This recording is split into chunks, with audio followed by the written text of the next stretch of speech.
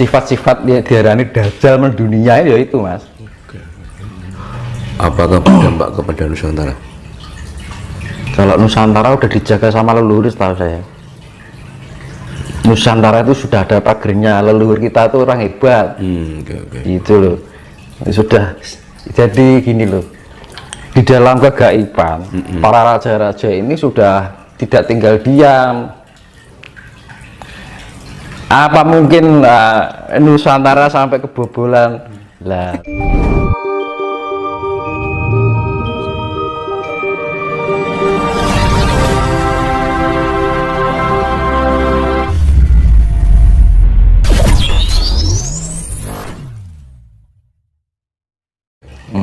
Jadi kedua belah pihak itu mengklaim bahwa benar, Rusia juga merasa benar, Ukraina juga merasa benar sendiri. Jadi intinya tidak ada yang mau disalahkan. Bahkan sampai saat ini kan belum ada titik temu, sedangkan banyak usaha-usaha untuk melakukan perdamaian. Tapi apakah ini merupakan titik awal akan terjadinya perang dunia ketiga? Nah ini suatu berkaitan dengan keegoan ya. Seorang pemimpin ketika egonya tidak bisa dikendalikan, makanya akan berpengaruh pada rakyatnya yang nggak berdosa, ya kan. Ini soalnya penggerak, ya kan. Makanya dibutuhkan seorang pemimpin itu harus bisa mengenal jati diri. Manakala seorang pemimpin itu tidak mengenal jati diri, kalau seorang pemimpin harus mempunyai jiwa jati diri. Nah, jati diri itu adalah kasih, ya kan. Nah, dia akan memikirkan kira-kira perilaku ini akan merugikan orang lain yang nggak berdosa nggak, gitu kan.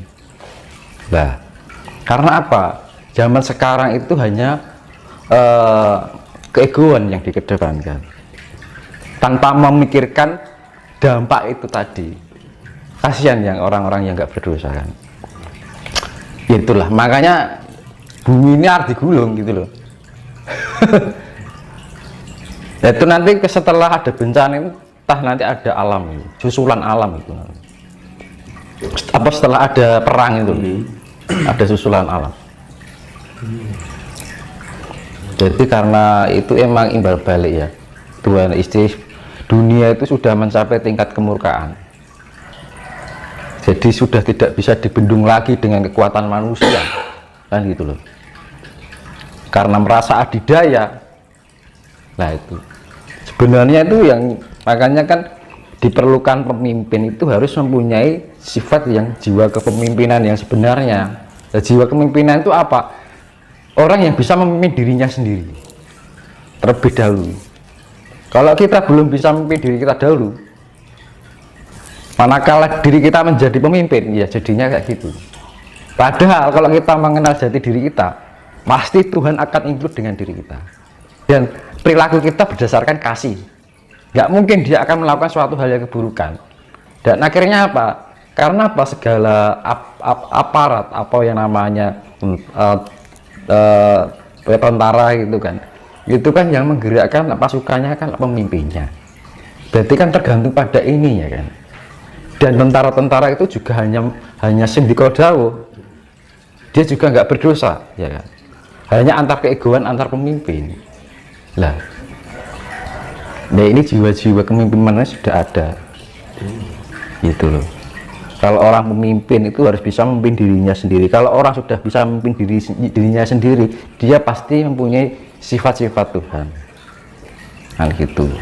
Jadi orang itu yang pemimpin yang secara mutlak itu ya seperti itu. Tapi kalau jika dunia ini dipimpin oleh orang yang tidak mengenal jati dirinya, hancur-hancuran. Makanya untuk menjadi pemimpin itu dasarnya adalah kita harus mengenal jati diri dulu. Memimpin diri kita sendiri. Kan gitu. Karena apa? Kemurkaan itu ya terjadi karena apa? Karena pihak pemimpinnya. Coba kalau presiden yang dari antara itu mempunyai jiwa ini, nggak akan terjadi peperangan kayak gitu. Pasti diambil sisi jalan tengahnya.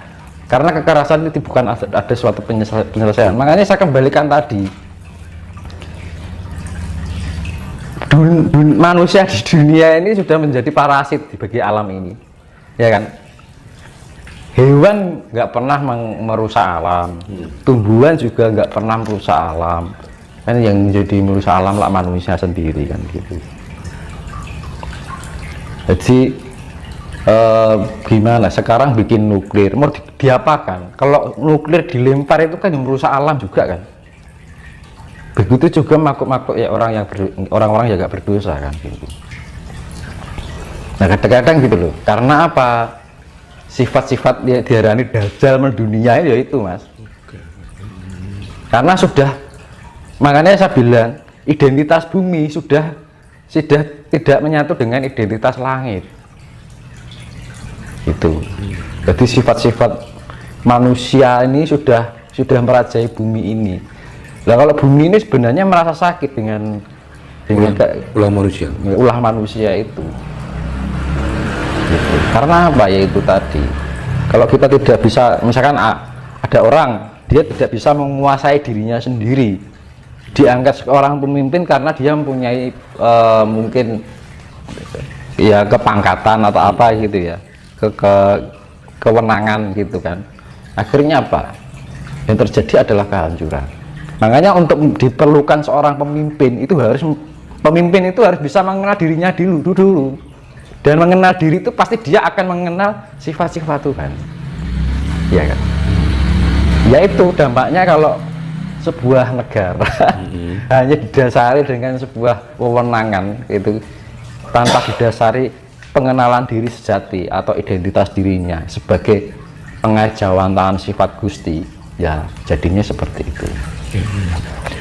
Terus gini mas, jika sampai kejadian yang di Rusia dan Ukraina itu sampai berlarut-larut dan tidak ada titik temu untuk perdamaian, pandangan Mas Tinus dalam konteks spiritual apakah berdampak kepada Nusantara?